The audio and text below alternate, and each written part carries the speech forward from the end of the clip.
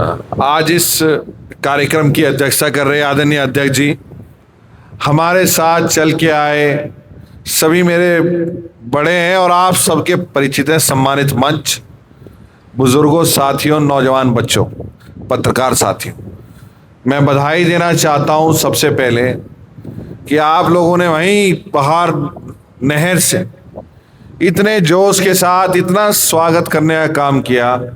नौजवानों का उत्साह देख के ऐसा लग रहा था ये जैसे रिश्ता आज कोई पहली बार बनाने नहीं आए, जो रिश्ता पीढ़ी दर पीढ़ी पुराना है और जो रिश्ता आपका इस संस्था के साथ है, ये मेहनत 3-4 किलोमीटर चल के आने की, ये मेहनत उसको दिखाने का काम था, उस चरित्र को पेश करने का काम था। मैं नौजवानों को सैल्यूट करने का काम करता हूँ।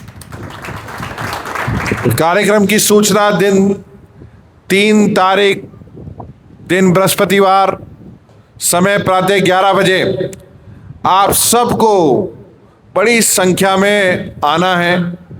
मैं पहले भी कह के आया कि भाई हम तो आप लोगों के रिश्तेदार हैं, कोई चल के आएंगे अजीत भाई गौतम बुद्ध नगर से, हम आएंगे मुजफ्फरनगर बिजनौर से, और साथी बाहर से आएंगे, पर रिश्तेदार से बड़ा कौन होता है बताओ? कौन होता है? पड़ोसी होता है रिश्तेदार। तो रामपुर के पड़ोस में तो नैनखेड़ी है, मुजफ्फरनगर तो दूर है, बिजनौर दूर है, नोएडा दूर है, तो जिम्मेदारी आप लोगों की है। हम तो न्योता देने आए और कहने आए बच्चों का, जैसे हमारे बुजुर्ग बैठे हैं यहाँ और नौजवान साथी बैठे हैं, ये दुनिया इन बच्चों की आंखों से देखो तो आप लोगों को पता चल जाएगा कि हमें भी बदलने की जरूरत है, हमारी संस्था को भी आधुनिक होने की आवश्यकता है। इस पीढ़ी के लिए हमें उस महाविद्यालय को, इंटर कॉलेज को, डिग्री कॉलेज को तैयार करना है। इनके सामने देश और विदेश में नई परिस्थिति, नई चुनौतियां खड़ी हैं, उनके लिए हमें अपनी संस्थाओं को तैयार करना है और उन संस्थाओं को तैयार करने के लिए हमारे जाबाज नेता आदरणीय जयंत चौधरी जी दिन प्रतिदिन मेहनत करते हैं।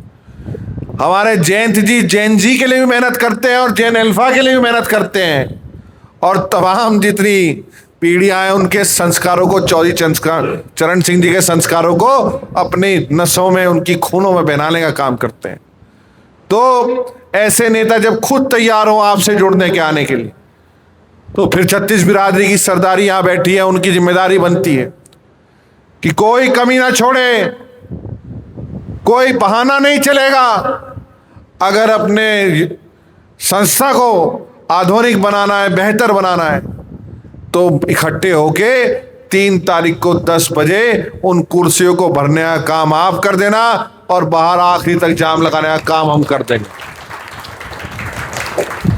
पर यूं ना सोचो कि पहले उधर वाले आवेंगे, जिम्मेदारी थारी है, लगा दो जिम्मेदारी की, नहीं मानोगे नहीं।